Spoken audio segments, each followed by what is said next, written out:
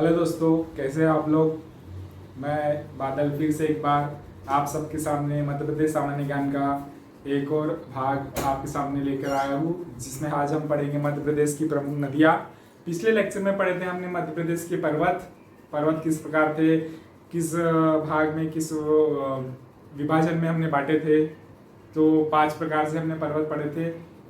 ठीक है, सबसे पहले हमने विंध्याचल पर्वत पढ़े थे। विंध्याचल पर्वत के अंतर्गत कैमूर तथा भांडेर पर्वत श्रेणियाँ पढ़ी थी। फिर हमने सतपुड़ा की पर्वत श्रेणियाँ, जिसके अंतर्गत हमने राजपीपला, ग्वालीगढ़ तथा मैकाल पर्वत श्रेणी पढ़ी थी, तथा इसमें हमने महादेव पर्वत श्रेणी भी पढ़ी थी। ठीक है, इसके अंतर्गत हमने धूपगढ़ चोटी के बारे में भी जाना था। आज हम पढ़ेंगे सबसे प्रमुख मध्य प्रदेश की सबसे प्रमुख विषय या भाग बोल सकते हैं। इसके अंतर्गत आज हम पढ़ेंगे मध्य प्रदेश की प्रमुख नदियाँ। ठीक है, मध्य प्रदेश की प्रमुख नदियों के बारे में जानने से पहले हम मध्य प्रदेश की नदियाँ किस प्रकार किस किस दिशा में विभाजित हुई है, हम इस बारे में जान लेते हैं। ठीक है, प्रमुख रूप से हमारे पूरे भारत में मध्य प्रदेश में ही सबसे ज्यादा नदियाँ बहती है या निकलती है। इसलिए मध्य प्रदेश को नदियों का मायका भी कहा जाता है। ठीक है, नदियों का मायका भी कहा जाता है, इसलिए क्योंकि मध्य प्रदेश में सबसे ज्यादा नदियां बहती है, इसलिए मध्य प्रदेश को नदियों का मायका भी कहा जाता है। उसी के साथ साथ मध्य प्रदेश में भारत के मध्य प्रदेश में जो भी नदियां बहती है उसको प्रायद्वीपीय नदियां कहते हैं। कौन सी नदियां?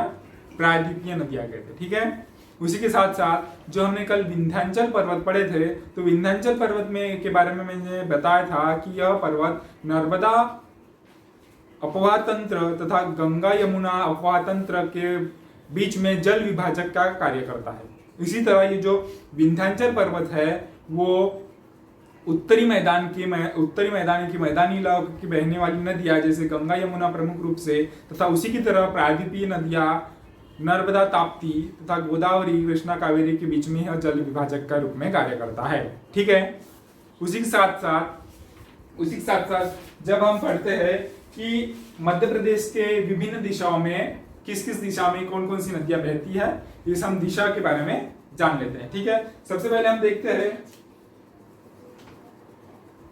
मध्य प्रदेश में विभिन्न दिशाओं में बहने वाली नदियां। ठीक है, इसमें सबसे पहले हम पढ़ेंगे उत्तर दिशा की ओर बहने वाली नदियां। कौन सी दिशा में? उत्तर दिशा में बहने वाली नदियां।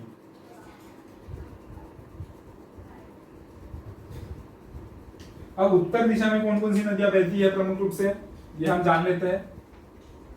सबसे पहले उत्तर दिशा में नदी बहती है चंबल। ठीक है, उत्तर दिशा में सबसे पहले मुख्य नदी बहती है चंबल, जिसके बारे में मैं थोड़ी कुछ जानकारी आपको पहले वीडियो में बता चुका। ठीक है, उसके बाद केन। कौन सी नदी? केन नदी। ठीक है, उसके बाद हम पढ़ेंगे बेतवा नदी। कौन सी नदी? बेतवा नदी के बारे में। उसी के साथ साथ काली सिंध। ठीक है, उसी के साथ साथ हम पढ़ेंगे पार्वती, काली सिंध, पार्वती तथा सिंध नदियां यह मध्य प्रदेश के उत्तर दिशा में बहती है। ठीक है, कौन कौन सी नदियां उत्तर दिशा में बहती है? हम प्रमुख रूप से पढ़ रहे हैं मध्य प्रदेश की प्रमुख नदियां, जिसके अंतर्गत हम देख रहे हैं कि मध्य प्रदेश की विभिन्न दिशाओं में बहने वाली नदियों के बारे में पढ़ रहे हैं। तो उसमें सबसे पहले पढ़ना हम उत्तर दिशा में कौन कौन सी नदियां मध्य प्रदेश में बहती है। ठीक है, उसके अंतर्गत चंबल, केन, बेतवा, काली सिंध, पार्वती तथा सिंध नदियां यह प्रमुख रूप से उत्तर दिशा की ओर बहती है। ठीक है, उसी के साथ साथ अगर हम दक्षिण दिशा में देखते हैं कि दक्षिण दिशा में बहने वाली कौन कौन सी नदियां हैं दक्षिण दिशा की। ठीक है, कौन सी ओर? दक्षिण दिशा की ओर जब हम देखते हैं तो सबसे प्रमुख नदी है दक्षिण दिशा की ओर बहने वाली, वो है वेनगंगा। कौन सी है? वेनगंगा। ठीक है। उसी के साथ साथ दक्षिण दिशा की ओर बहने वाली वर्धा, ठीक है। यह सभी नदियों के बारे में हम थोड़ी बहुत जानकारियां देखेंगे। उसी के बाद पेंच नदी, यह प्रमुख रूप से दक्षिण दिशा की ओर बहती है, ठीक है। उसी के साथ साथ अगर हम पूर्व दिशा की ओर बहने वाली, ठीक है, पूर्व दिशा की ओर बहने वाली नदियां देखते हैं, तो पूर्व दिशा की ओर प्रमुख रूप से बहने वाली नदियां है, सिर्फ एक नदी जो पूर्व दिशा की ओर बहती है, वह नदी है सोन नदी, ठीक है। सोन नदी के बारे में भी हम पढ़ेंगे। उसके बाद जब हम पश्चिम दिशा की ओर देखते हैं, पश्चिम दिशा की ओर देखते हैं, पश्चिम दिशा की ओर बहने वाली कौन सी प्रमुख नदियां हैं, तो यह नदियां प्रमुख रूप से एक मुख्य नदी, मध्य प्रदेश की एक मुख्य नदी वो है नर्मदा, ठीक है। कौन सी नदी? नर्मदा। उसी तरह ताप्ती या जिसे तापी भी बोला जाता है, ठीक है। उसी प्रकार माही नदी, ठीक है, यह प्रमुख रूप से पश्चिम दिशा की ओर बहती है, ठीक है। कृपया मैं जो भी बता रहा हूं आप कृपया नोट करते हुए चलिए। मैंने सबसे पहले बताया कि विभिन्न दिशाओं में बहने वाली मध्य प्रदेश की प्रमुख नदियां, उसके हम उत्तर दिशा की ओर बहने वाली प्रमुख नदियां देख लिए। उसके बाद दक्षिण दिशा में, उसके बाद पूर्व दिशा तथा पश्चिम दिशा में कौन कौन सी नदियां बहती है, ठीक है। उसी के साथ हम मध्य प्रदेश में बहने वाली या अवस्थित कुछ प्रमुख अपवाह तंत्र के बारे में जान लेते हैं, ठीक है। किसके बारे में जान लेते हैं? मध्य प्रदेश में अवस्थित कुछ प्रमुख अपवाह तंत्र के बारे में जान लेते हैं। तो अपवाह तंत्र, सबसे पहले ये अपवाह तंत्र क्या होता है हम इसके बारे में जान लेते हैं, ठीक है। अपवाह तंत्र मतलब हो गया कि एक मुख्य नदी, कौन सी? एक मुख्य नदी इस प्रकार से बह रही है, ठीक है, एक मुख्य नदी तथा उसकी सहायक नदियां। अपवाह तंत्र क्या होता है? मैं अपवाह तंत्र के बारे में बता रहा हूं। एक मुख्य नदी तथा उसकी सहायक नदियां जो मुख्य नदी में आकर मिल जाती है, ठीक है, उसकी प्रमुख सहायक नदियां का जितना भी एरिया है, ठीक है, उस सभी क्षेत्र को मिलाकर जो मुख्य नदी बहती है उसको अपवाह तंत्र कहते हैं, ठीक है। मतलब साधारण भाषा में बोला जाए कि मुख्य नदी तथा उसकी सहायक नदियों ने जितना भी क्षेत्र घेरा हुआ है उस क्षेत्र को अपवाह तंत्र के रूप में जाना जाता है, ठीक है। इसी प्रकार मध्य प्रदेश में 5 प्रमुख अपवाह तंत्र सम्मिलित है, ठीक है। 5 प्रमुख अपवाह तंत्र के बारे में जान लेते हैं। कौन से? मध्य प्रदेश में 5 प्रमुख अपवाह तंत्र।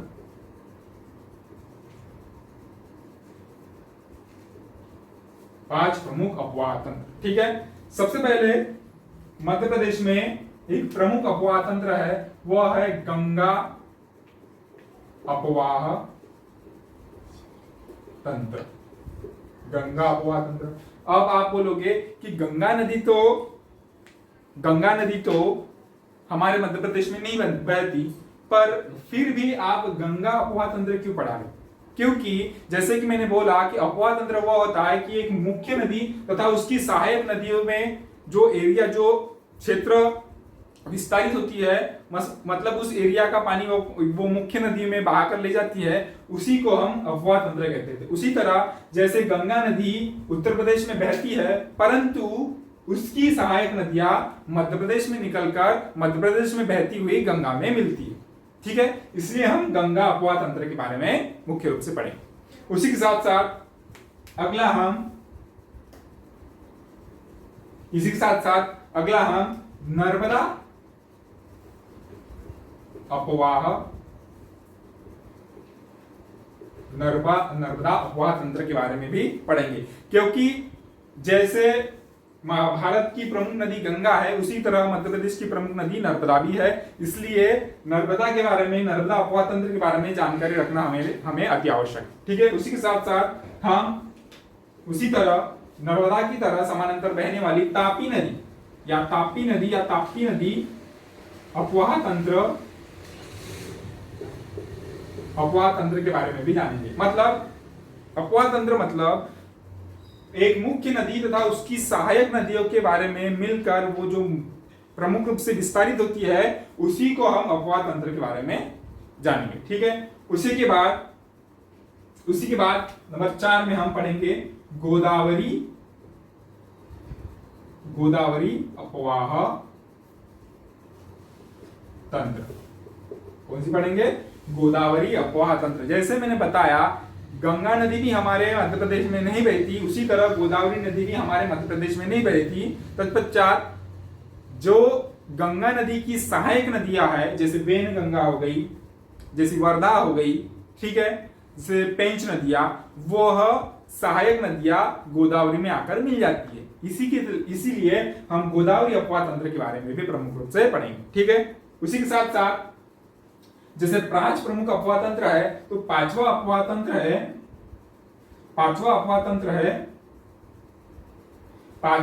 तंत्र हम पढ़ेंगे माही अपवाह तंत्र, माही नदी का अपवाह तंत्र।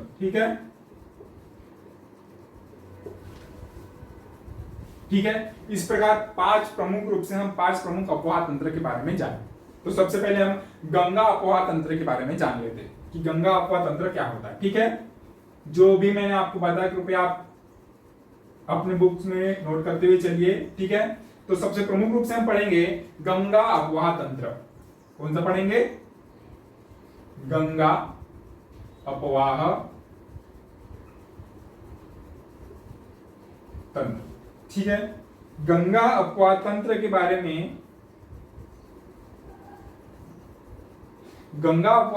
बारे में आपको प्रमुख रूप से पता ही होगा कि गंगा एक भारत की प्रमुख नदी है तथा यह अपनी सहायक नदियों के साथ साथ सहायक नदियों का पानी सम्मिलित करके ये बंगाल की खाड़ी में छोड़ देती है। ठीक है, कहाँ छोड़ देती है? बंगाल की खाड़ी में छोड़ देती है।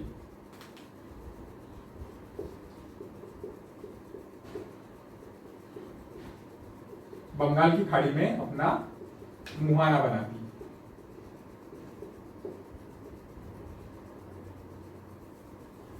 ठीक है, इसी के साथ साथ जब हम इसके अपवाह स्वरूप को देखेंगे, प्रतिरूप को देखेंगे, तो इसमें ही 3 उप अपवाह तंत्र के बारे में भी हम देखेंगे। मतलब जब हम गंगा अपवाह तंत्र के बारे में देखते हैं तो उसी में ही 3 प्रमुख रूप से उप अपवाह तंत्र के बारे में भी हम इसके बारे में देख लेते हैं। इसके अंतर्गत आते हैं 3 प्रमुख उप अपवाह तंत्र। तो सबसे पहले है यमुना अपवाह तंत्र। ठीक है, उसी के बाद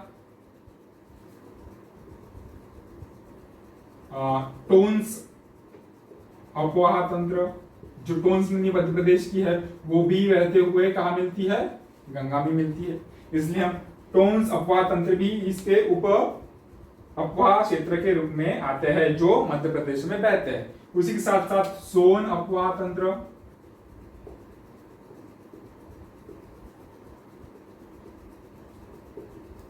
ठीक है, इस प्रकार सोन अपवाह तंत्र मतलब बंगाल की खाड़ी में अपना मुहाना बनाती है। उसी के साथ साथ गंगा अपवाह तंत्र के 3 उप अपवाह तंत्र, उप अपवाह क्षेत्र है जो मध्य प्रदेश में भी सम्मिलित होते हैं। इस प्रमुख रूप से यमुना अपवाह तंत्र, फिर टोन्स अपवाह तंत्र तथा सोन अपवाह तंत्र। ठीक है, इसमें हम आगे पढ़ेंगे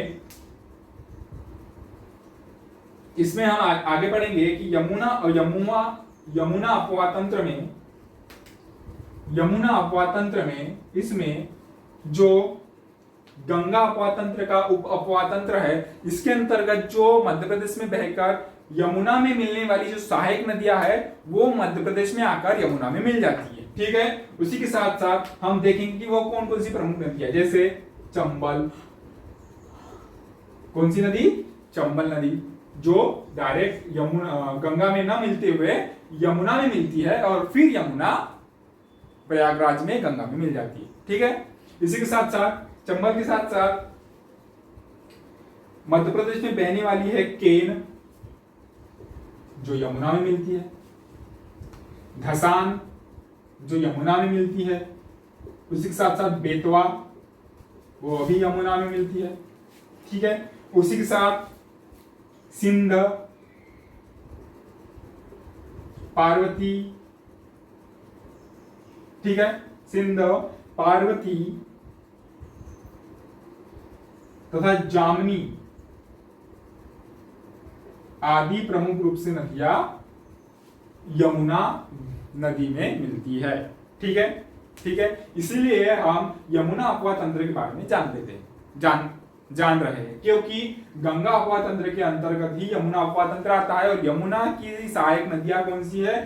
चंबल, केन, धसान, बेतवा, सिंध, पार्वती, जामनी आदि, यह मध्य प्रदेश से होकर बहती है।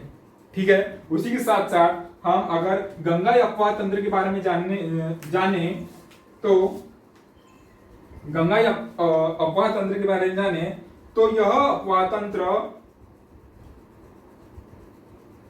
तो इस अपवाह तंत्र की मध्य प्रदेश में सबसे प्रमुख तथा सबसे बड़ी नदी, देखे गंगा अपवाह तंत्र की मध्य प्रदेश की सबसे प्रमुख तथा सबसे बड़ी नदी देखे तो वह है कौन सी? सबसे प्रमुख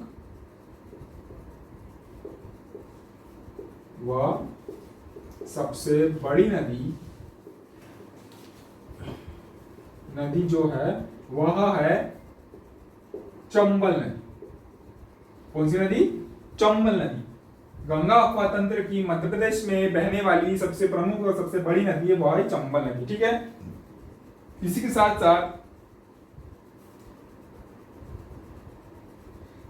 साथ जो गंगा अपवाह तंत्र है, ठीक है, बोर्ड छोटा होने के कारण मैं आपको मैप के द्वारा अपवाह तंत्र के बारे में नहीं दिखा सकता, परंतु जो गंगा अपवाह तंत्र है वह मध्य प्रदेश का सबसे बड़ा अपवाह तंत्र है।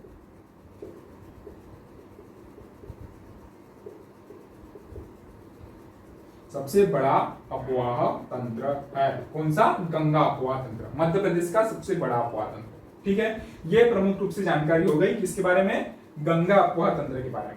ठीक है, अब इसके बाद हम नर्मदा अपवाह तंत्र के बारे में जान लेते हैं। ठीक है,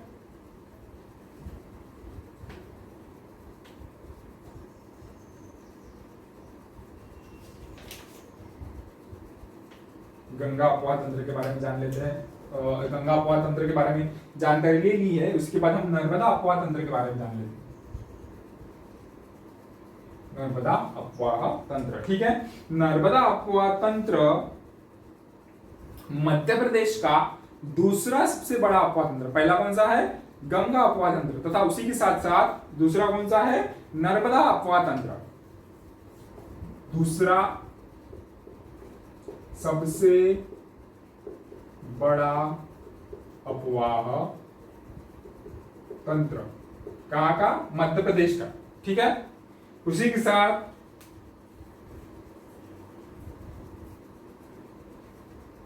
साथ जब हम नर्मदा अपवाह तंत्र के बारे में देखें तो सबसे पहले जब मैं पढ़ाया था कि नर्मदा नदी किस दिशा में होकर बहती है, तो नर्मदा नदी पश्चिम दिशा में होकर बहती है। तो मध्य प्रदेश के तथा भारत के पश्चिम दिशा में कौन सा सागर है? अरब सागर अवस्थित है। ठीक है, उसी के साथ नर्मदा नदी तथा इसकी नर्मदा नदी तथा सहायक नदियां एक सम्मिलित होकर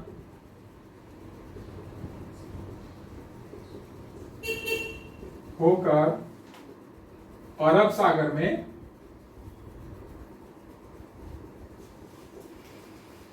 मुहाना बनाती है या जल गिराती है।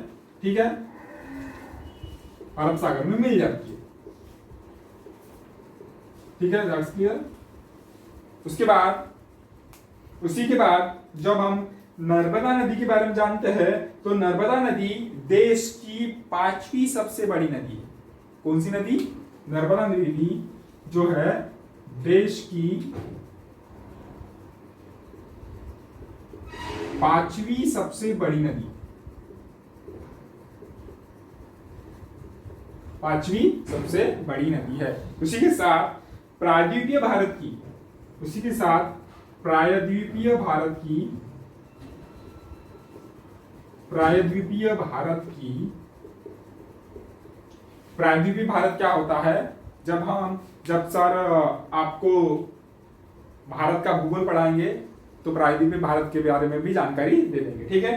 तो प्रायद्वीपीय भारत क्या होता है? तो प्रायद्वीपीय भारत की बहने वाली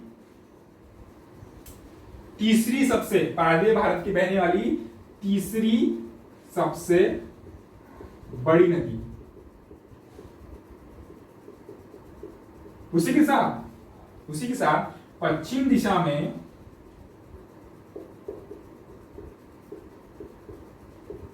बहने वाली बड़ी नदी, सबसे बड़ी नदी,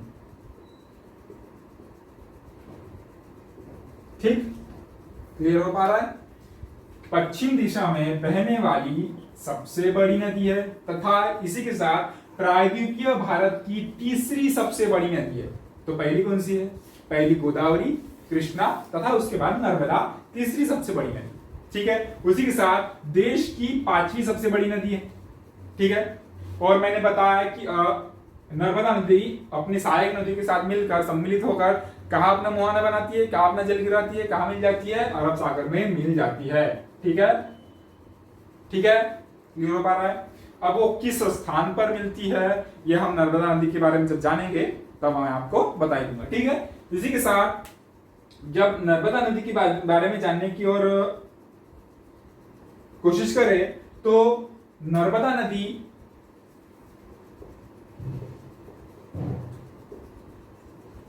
मध्य प्रदेश की जीवनदायी नदी है, जीवनदायी या जीवन रेखा है, ठीक है, ठीक है। उसके बाद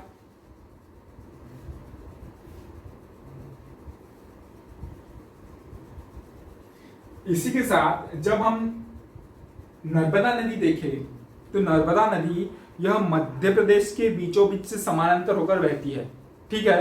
तो नर्मदा नदी एक जल विभाजक के रूप में भी कार्य करती, जैसे विंध्याचल पर्वत एक जल विभाजक के रूप में कार्य करता है, उसी की तरह यह भी एक जल विभाजक के रूप में कार्य, कैसे? जैसे उत्तर भारत तथा दक्षिण भारत, उत्तर भारत तथा दक्षिण भारत के नदियों के बीच भी जल विभाजक के रूप में कार्य करती है, जल विभाजक के रूप में कार्य करती है, ठीक है, समझ में आ रहा है? ठीक है। उसी के बाद एक प्रमुख बात, उसी के साथ एक प्रमुख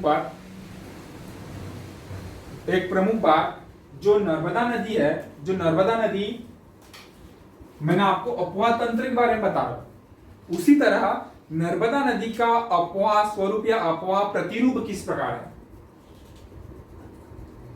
नर्मदा नदी का अपवाह प्रतिरूप। अब ये अपवाह प्रतिरूप क्या होता है? अपवाह प्रतिरूप मतलब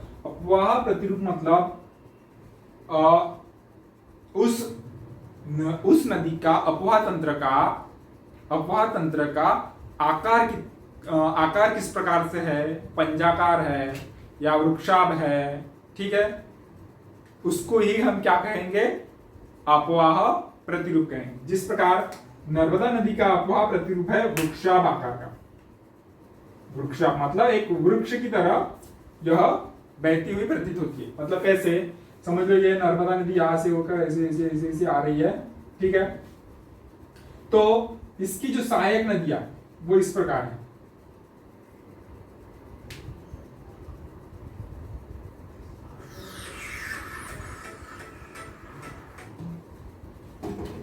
इसकी जो सहायक नदियां है वो इस प्रकार है, ठीक है। मतलब जो आकार इसका, मतलब जो इसका आकार है वो एक वृक्षाभ की तरह आपको दिखाई देगा, ठीक है। इसकी जो आकृति है वो आपके वृक्षाभ की तरह दिखाई देगी, इसलिए इसका अपवाह प्रतिरूप क्या है? वृक्षाभ है। मतलब नर्मदा अपवाह तंत्र का अगर आपको प्रतिरूप पूछ ले तो वो क्या होगा, वृक्षाप प्रतिरूप होगा। ठीक है, ये प्रमुख रूप से जानकारी हो गई किस बारे में, नर्मदा अपवाह तंत्र के बारे में प्रमुख जानकारी हो गई। इसी के साथ हम अगला पढ़ते हैं, नर्मदा के समानांतर चलने वाली ताप्ती नदी या ताप्ती नदी के बारे में। ताप्ती नदी का अपवाह तंत्र कैसा है, किस प्रकार। ठीक है,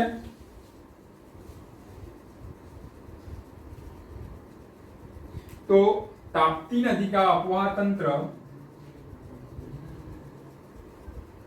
ताप्ती नदी का अपवाह तंत्र जब हम देखते हैं तो प्रमुख रूप से ताप्ती नदी नर्मदा के समानांतर, ताप्ती नदी नर्मदा के समानांतर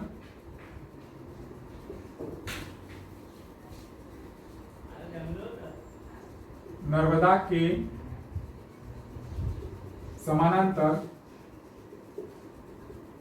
नर्मदा के समानांतर पूर्व से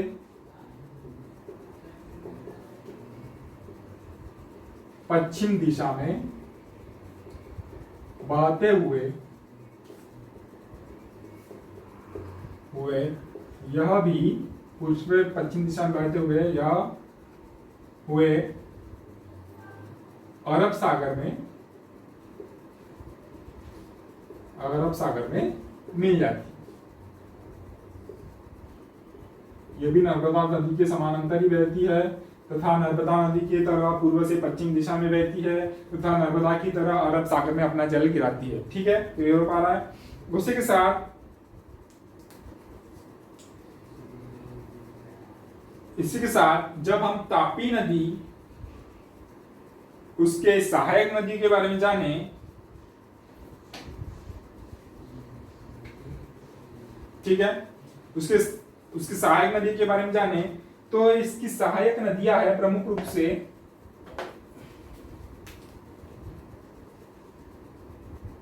इसके अपवाह तंत्र की प्रमुख नदियां है सहायक नदियां।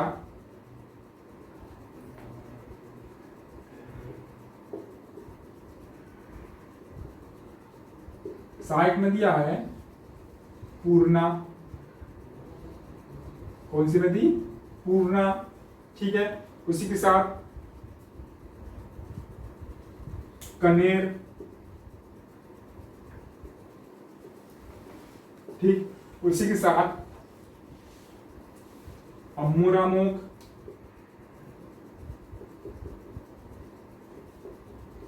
यह प्रमुख रूप से इसकी सहायक नदियां है तथा इसका तापी नदी का कुल अपवाह तंत्र का क्षेत्रफल देखें। इसका क्षेत्रफल, अपवाह तंत्र का क्षेत्रफल, अपवाह तंत्र का जब हम क्षेत्रफल देखते हैं तो इसका क्षेत्रफल है 65,145 किलोमीटर स्क्वायर, वर्ग किलोमीटर इसका क्षेत्रफल है। यह तो इसका कुल क्षेत्रफल हो गया, इसका कुल क्षेत्रफल हो गया तथा यह मध्य प्रदेश में इसका क्षेत्रफल है बहने का 9,804 वर्ग किलोमीटर, 9,804 वर्ग किलोमीटर। ठीक है, इसका मध्य प्रदेश में क्षेत्रफल है तथा शेष बचा हुआ यह गुजरात तथा महाराष्ट्र में इसका अपवाह स्वरूप है, अपवाह तंत्र है। ठीक है, शेष बचा हुआ गुजरात तथा महाराष्ट्र में इसका अपवाह तंत्र का क्षेत्रफल है। ठीक है, उसी तरह यह नदी जैसे मैंने बताया नर्मदा के दक्षिण में, किसके दक्षिण में, नर्मदा के दक्षिण में तथा समानांतर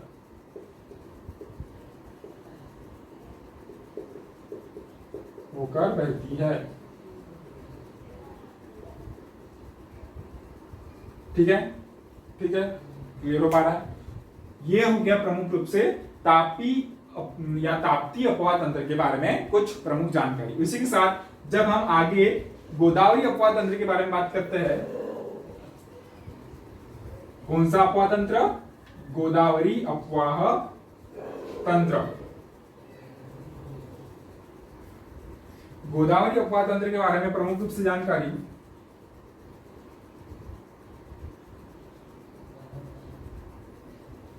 हमने 5 प्रमुख रूप से अपवाद तंत्र के बारे में जानकारी ले रहे हैं, उसमें से सबसे चौथा नंबर गोदावरी अपवाद तंत्र है। इस गोदावरी अपवाद तंत्र के अंतर्गत यह मध्य प्रदेश के दक्षिणी भाग में है। किस भाग में है? मध्य प्रदेश के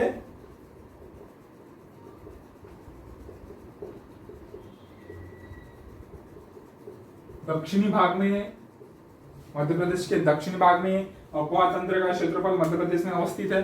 ठीक है, उसी के साथ जब हम देखते हैं गोदावरी नदी मध्य प्रदेश में नहीं बहती, मैंने जैसे गोदावरी अपवाद तंत्र के बारे में जब लिख रहा था तो मैंने यह बता दिया कि गोदावरी नदी मध्य प्रदेश में न बहते हुए भी फिर भी इसका अपवाद तंत्र मध्य प्रदेश में है, क्योंकि इसकी सहायक नदियां प्रमुख रूप से मध्य प्रदेश से निकलकर गोदावरी तक जाती है। ठीक है, इसकी जो सहायक नदियां है वो मध्य प्रदेश से निकलकर गोदावरी में मिलती है। तो इसकी सहायक नदियां कौन कौन सी है?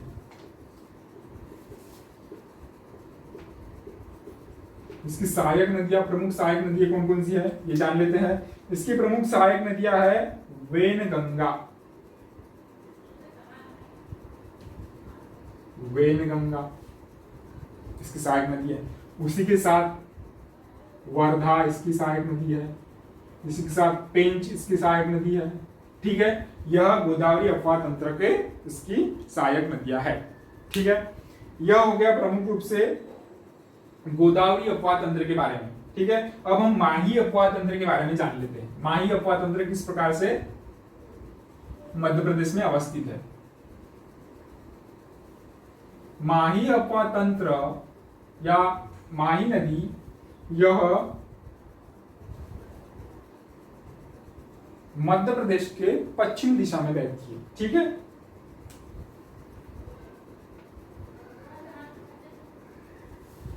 माही अपवाद तंत्र मध्य प्रदेश के पश्चिमी क्षेत्र में बहती है तथा यह मध्य प्रदेश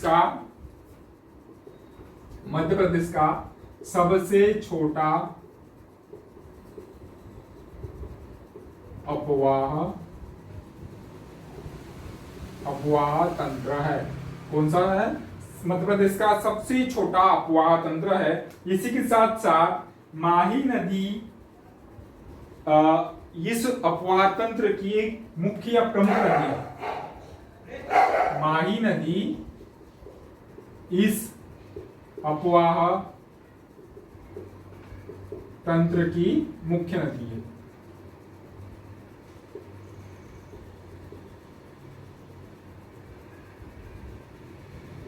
ठीक ठीक क्लियर हो पा रहा है?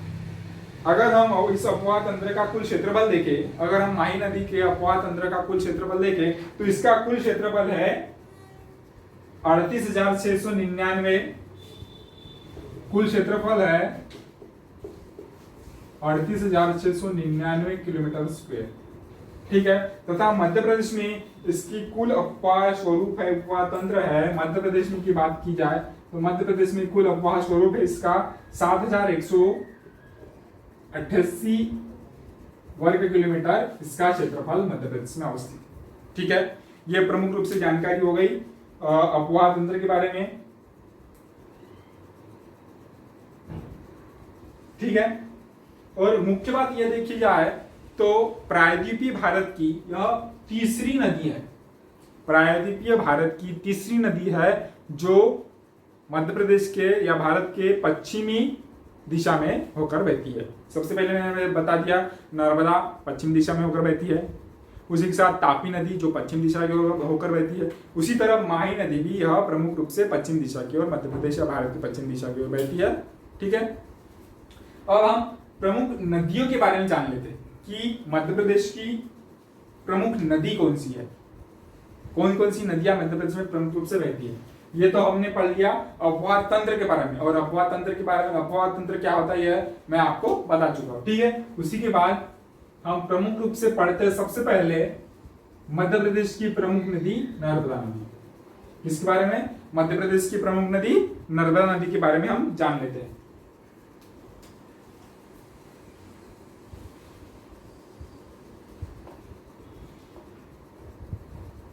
ठीक, नर्मदा नदी के बारे में हम जान लेते हैं कि इसकी क्या क्या विशेषता है, इसका उद्गम स्थल कहाँ है, इसका मुहाना कहाँ है, ये कितने किलोमीटर मध्य प्रदेश में बहती है, कितने किलोमीटर बाहर दूसरे राज्यों में होकर बहती है, ठीक है, यहाँ की जलप्रपात कैसे है, यहाँ कौन कौन से बांध है, यह हम सब अब जान लेते हैं। तो प्रमुख रूप से देखा जाए, नर्मदा नदी मध्य प्रदेश की सबसे बड़ी नदी, नर्मदा नदी मध्य प्रदेश की सबसे बड़ी नदी है, जो मैं नर्मदा अपवाह तंत्र के बारे में बता चुका हूं, और यह भारत की 5वीं सबसे बड़ी नदी है। ठीक है, नर्मदा नदी मध्य प्रदेश की बड़ी नदी है तथा भारत की यह 5वीं सबसे बड़ी नदी है। ठीक है, उसी के साथ साथ जब हम देखते हैं कि यह पूर्व से पश्चिम दिशा की ओर बहने वाली नदी है, यह प्रायद्वीपीय भारत की सबसे बड़ी पूर्व से पश्चिम दिशा की ओर बहने वाली सबसे बड़ी नदी है। ठीक है, उसी के साथ साथ जब हम देखते हैं इसकी सहायक नदियां, या इसके सबसे पहले हम जान लेते हैं कि इसकी प्रमुख नाम कौन कौन से थे। ठीक है, अगर हम इसके नामों के बारे में जान लेते हैं तो इसके नाम कौन कौन से थे, या बोल सकते हैं अन्य नाम कौन कौन से हैं, अन्य नाम। तो इसका अन्य नाम में है नामोदास। इसको क्या कहते थे, नामोदास। हो सकता है कि नामोदास का ही अपभ्रंश होकर आगे नर्मदा बन गया, हो सकता है। उसके बाद इसको कहते थे सोमा देवी। ठीक है, क्या कहते थे, सोमो देवी, सोमो देवी तथा रेखा। ठीक है, और मेकल सुता।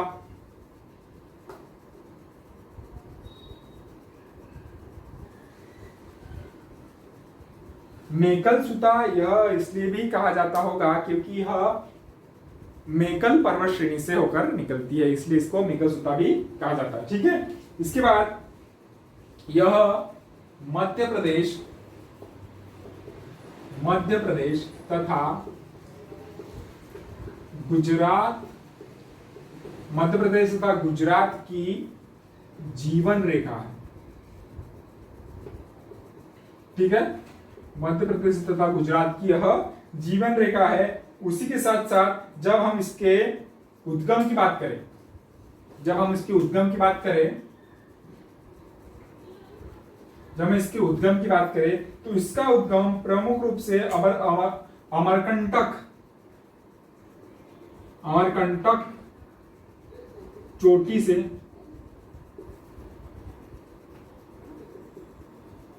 अमरकंटक चोटी या अमरकंटक पर्वत से, जो मैकल पर्वत श्रेणी के अंतर्गत आता है। किसके अंतर्गत, मैकल पर्वत श्रेणी। इसके बारे में मैं अच्छी तरह से बता चुका हूं 2 भाग में। एक सबसे पहले मैं बता चुका हूं मध्य प्रदेश का भौगोलिक विभाजन तथा उसके साथ साथ मध्य प्रदेश के प्रमुख पर्वत।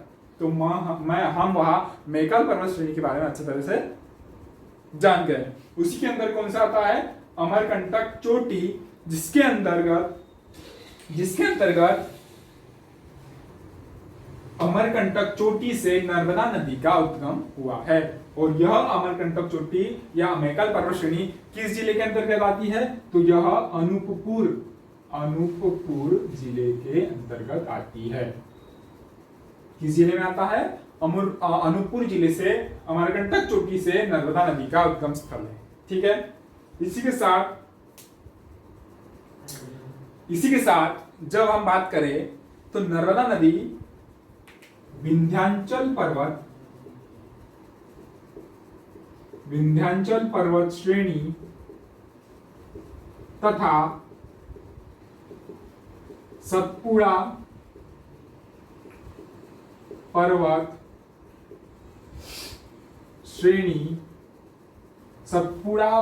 श्रेणी के मध्य में भ्रंश घाटी, कौन सी घाटी, भ्रंश घाटी से होकर बहती है, भ्रंश घाटी से होकर बहती है। ठीक है, अपभ्रंश घाटी क्या मतलब, भ्रंश घाटी मतलब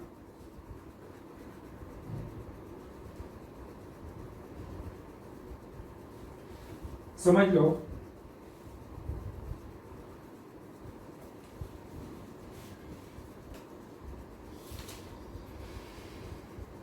ठीक है, ठीक है, ये हो गया समझ लो विंध्याचल पर्वत श्रेणी, ठीक है, और ये हो गया समझ लो सतपुड़ा। दो पर्वतों के बीच से धंसा हुआ क्षेत्र जो भ्रंश हुआ या धंसा हुआ या नीचे गया हुआ क्षेत्र, उसको कहेंगे हम भ्रंश घाटी, ठीक है, जिससे नर्मदा नदी होकर बहती है। समझ में आ गया? मतलब विंध्याचल तथा सतपुड़ा के मध्य भ्रंश घाटी से होकर बहते हुए नर्मदा नदी निकलती है। मतलब नर्मदा नदी एक भ्रंश घाटी से होकर बहती है। ठीक है, ठीक है, आपको समझ में आ गया होगा कि भ्रंश घाटी किस प्रकार से होती है।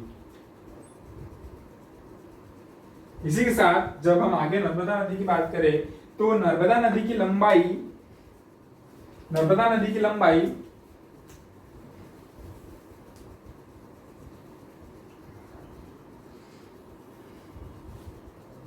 नर्मदा नदी की लंबाई 1312 किलोमीटर, यह संपूर्ण लंबाई है। तथा उसी के साथ साथ मध्य प्रदेश में यह 1077 किलोमीटर होकर बहती है। ठीक है, 1077 किलोमीटर होकर बहती है। तथा यह इसका मिलन स्थान या बोला जाए इसका मुहाना या मिलन स्थान बोला जाए तो यह प्रमुख रूप से 3 राज्यों से होकर बहती है। 3 राज्य कौन थे? मध्य प्रदेश, गुजरात, महाराष्ट्र। ठीक है, मध्य प्रदेश, गुजरात, महाराष्ट्र। तथा यह गुजरात के भड़ोच में, कहा गुजरात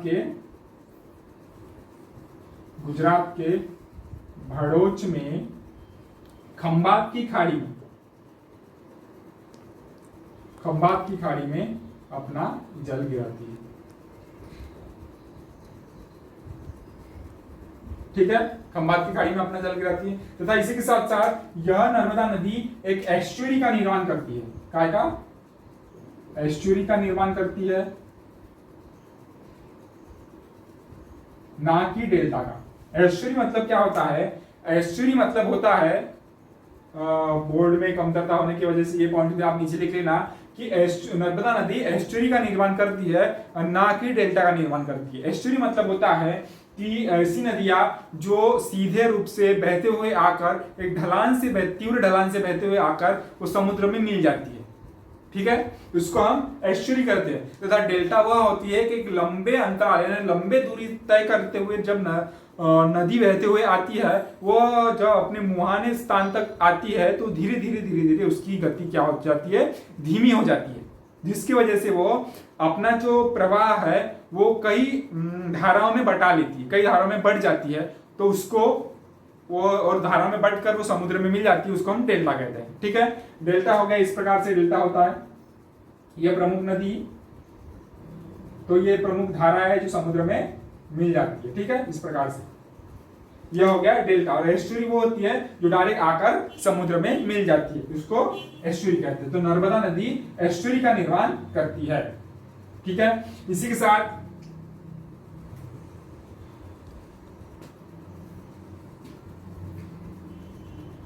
साथ जब हम नर्मदा नदी की तंत्र या बेसिन की बात करें या अपवाह तंत्र की बात करें तो नर्मदा नदी का अपवाह तंत्र प्रमुख रूप से मध्य प्रदेश में 89.9% मध्य प्रदेश में अवस्थित है। कितना क्षेत्र? नर्मदा नदी का अपवाह तंत्र का अपवाह स्वरूप का कितना प्रतिशत? 89.9% भाग 89.9% भाग मध्य प्रदेश में नर्मदा नदी का कवर करता है। उसी प्रकार हम जब गुजरात का देखते हैं तो गुजरात का भाग 8.5% गुजरात में यह नर्मदा नदी बहती है। तथा हम जब महाराष्ट्र का देखते हैं तो महाराष्ट्र में 2.7% भाग में महाराष्ट्र के नर्मदा नदी बहती है। मैंने जैसे बताया कि नर्मदा नदी पहले जैसे कि उसे मुहाने पर एस्चुरी बनाती है, ना कि डेल्टा बनाती है। एस्चुरी क्या है, डेल्टा क्या है, मैंने आपको बता दिया। इसी प्रकार जब हम आगे बढ़ते हैं, हम जब देखते हैं कि मध्य प्रदेश सरकार ने नर्मदा नदी को एक जीवित इकाई की दर्जा दिया है। किसका? जीवित इकाई का है। मध्य प्रदेश सरकार ने नर्मदा नदी को जीवित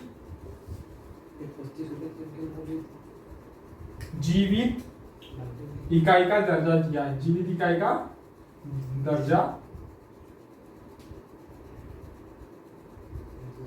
ठीक है। मध्य प्रदेश सरकार ने नर्मदा नदी को एक जीवित इकाई का दर्जा भी दिया है। उसी प्रकार आपने एक नाम सुना होगा, अमृतलाल बेगड़ा। किसका?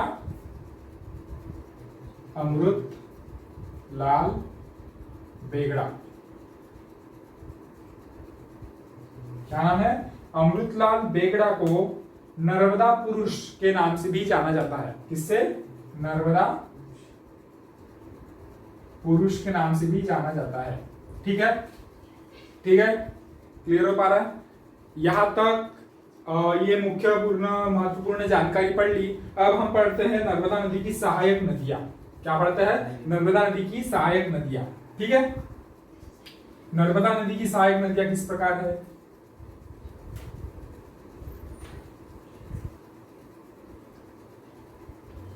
हम पढ़ रहे हैं नर्मदा नदी। नर्मदा नदी के अंतर्गत हमने उसकी लंबाई पढ़ ली, उसका क्षेत्र कितने भाग तक विस्तारित है ये पढ़ लिया, नर्मदा नदी के अन्य नाम पढ़ लिए। अब देखते हैं कि नर्मदा नदी की सहायक नदियां कौन कौन सी है। सहायक नदियां, ठीक है। सहायक नदियां है मुख्य तौर पर इसकी 41 सहायक नदियां। कितनी? 41 सहायक नदियां जिनमें से 41 सहायक नदियां है, जिनमें से 19 ऐसी है जो दाएं तट पर आकर मिलती है। 19 नदियां दाएं तट पर आकर मिलती है। ठीक है, दाएं तट पर आकर मिलती है। 19 नदियां दाएं तट पर आकर मिलती है तथा 22 नदियां बाएं तट पर आकर मिलती है। ठीक है, 22 नदियां बाएं तट पर आकर मिलती है। अब वो कौन कौन सी नदियां हैं हम देख लेते हैं। प्रमुख रूप से हम सभी तो नहीं लिख पाएंगे, फिर कुछ प्रमुख रूप से मैं बता देता हूं। इसमें प्रमुख रूप से है तवा, ठीक है, हिरन, ठीक, तवा, हिरन, शक्कर, तवा, हिरन, शक्कर, दूधी। उसी प्रकार करजन,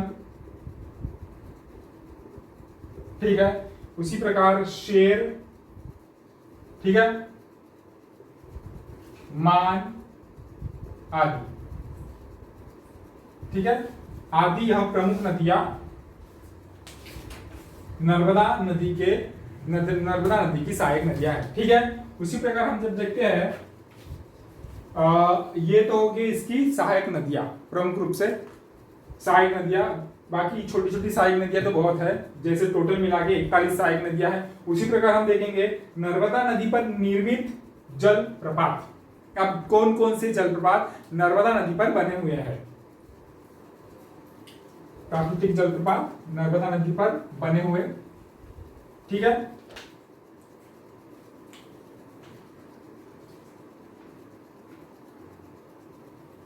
कौन कौन से जलप्रपात मुख्यतः बने हैं? सबसे पहले हम पढ़ेंगे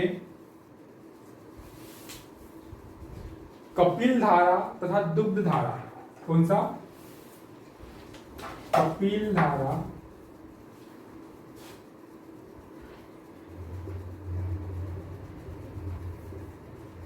कपिल धारा तथा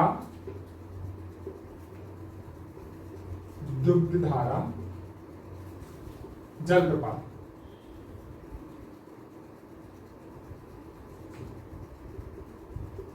जलप्रपात,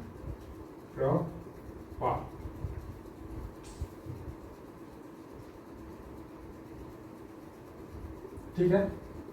कपिल धारा तथा दुग्ध धारा जलप्रपात किस जिले में स्थित है? कपिल धारा दुग्ध धारा जलप्रपात यह अनूपपुर जिले में स्थित है। किस जिले में? अनूपपुर जिले में, अनूपपुर जिले में स्थित है। उसी प्रकार धुआधार जलप्रपात, कौन सा जलप्रपात? धुआधार जलप्रपात।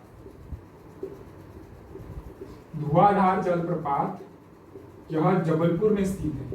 कहा? धुआधार जलप्रपात यह जबलपुर में स्थित है। उसी प्रकार हम देखेंगे सहस्त्रधारा जलप्रपात। सहस्त्रधारा जलप्रपात जबलपुर भेड़ाघाट में, ठीक है। वैसे सहस्त्रधारा जलप्रपात यह महेश्वर खरगोन में अवस्थित है। कहा? महेश्वर खरगोन में, ठीक है। महेश्वर खरगोन में सहस्त्रधारा जलप्रपात अवस्थित है। उसी तरह दर्दी जलप्रपात था मानधाता जलप्रपात। दर्दी जलप्रपात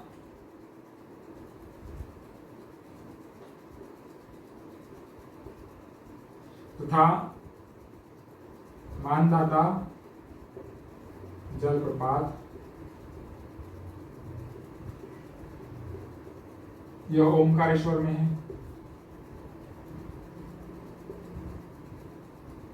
ठीक है। ठीक है, इस प्रकार मध्य प्रदेश में नर्मदा नदी में अवस्थित जलप्रपात मुख्य रूप से, ठीक है। इसी तरह हम इसमें निर्मित बांध देखेंगे। जैसे हम जलप्रपात देखे उसी तरह हम निर्मित बांध देखेंगे कि मध्य प्रदेश में नर्मदा नदी में कौन कौन से बांध निर्मित किए गए हैं, बनाए गए हैं, ठीक है। ठीक है, जब बांध की बात करते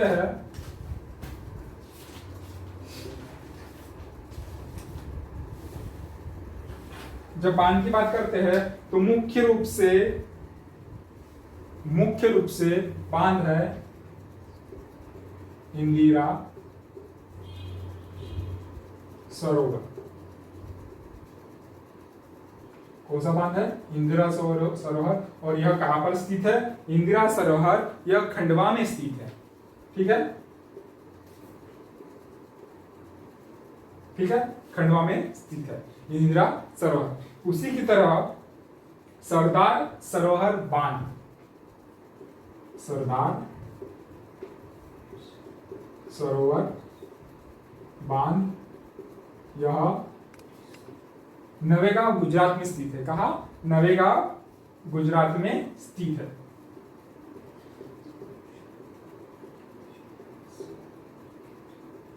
नवेगांव गुजरात में। इसी के बाद महेश्वर परियोजना। कौन सी परियोजना? महेश्वर परियोजना। महेश्वर परियोजना यह कहां पे है? महेश्वर खरगोन में, ठीक है। महेश्वर परियोजना कहां है? महेश्वर खरगोन में। इसी की तरह बरगी परियोजना, बरगी परियोजना कहां पे है? बरगी जबलपुर में।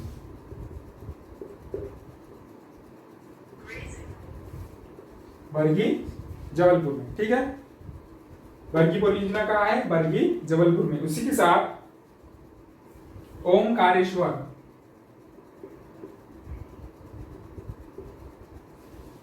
ओमकारेश्वर परियोजना नर्मदा नदी पर कहां पर स्थित है? ओमकारेश्वर परियोजना नर्मदा नदी पर ओमकारेश्वर खंडवा में अवस्थित है। ठीक है,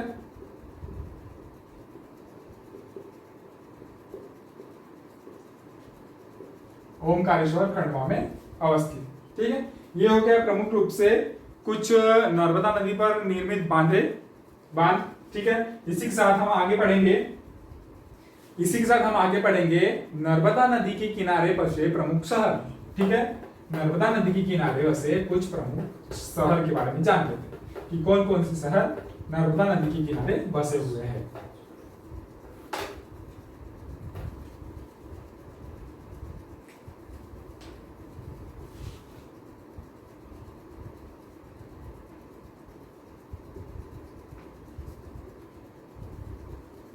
ठीक है, नर्मदा नदी के किनारे बसे हुए शहर। सबसे पहले शहर है जहां से नर्मदा नदी निकलती है, वही शहर अमरकंटक। कौन सा? अमरकंटक। ठीक है, कौन सा? अमरकंटक, जो नर्मदा नदी वहीं से निकलती है। उसी के बाद डिंडोरी। ठीक है, उसी के साथ जबलपुर,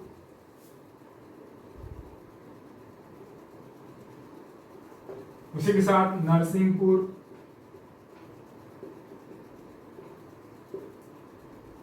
कौन सा? अमरकंटक, डिंडोरी, जबलपुर, नरसिंहपुर तथा उसी के साथ होशंगाबाद,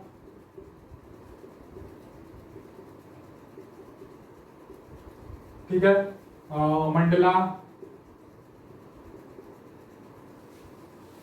मंडला जिले के बारे में एक कोई से भी पेपर में सवाल आया था कि ऐसा कौन सा शहर है, ऐसा कौन सा जिला है जिस शहर से जिले से नर्मदा नदी पूरी गोल घूम के आती है। ठीक है, वो है मंडला जिला। ठीक है, उसी के बाद हम आगे देखेंगे जैसे ओमकारेश्वर,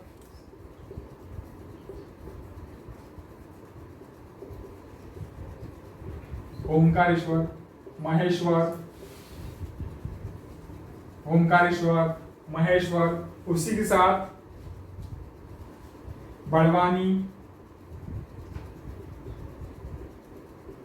बड़वाह, ठीक है, बड़वानी, बड़वा, हांडिया आदि प्रमुख स्थान, प्रमुख शहर अवस्थित है। ठीक है, ठीक है, ये हो गया नर्मदा नदी के किनारे बसे हुए प्रमुख शहर। ठीक है, यह मुख्य जानकारी मैंने आपको नर्मदा नदी के बारे में बता दिया हूं। आपको और जानकारी चाहिए तो कृपया आप कमेंट्स बॉक्स में कमेंट्स लिख के बता सकते हैं। इसी की तरह मैं इस लेक्चर को, इस क्लास को यहीं तक सीमित रखता हूँ। हम मध्य प्रदेश की प्रमुख नदियों के बारे में, जैसे हमने नर्मदा नदी अभी पढ़ी है, तो अगले नदियों के बारे में हम अगले क्लास में, अगले लेक्चर में देखेंगे। ठीक है, अगर आपको वीडियो पसंद आ गया हो तो जरा लाइक करें, चैनल को सब्सक्राइब करें। ठीक है, तथा जो भी दिक्कत हो, जो भी प्रॉब्लम हो, कमेंट्स बॉक्स में बताएं। धन्यवाद।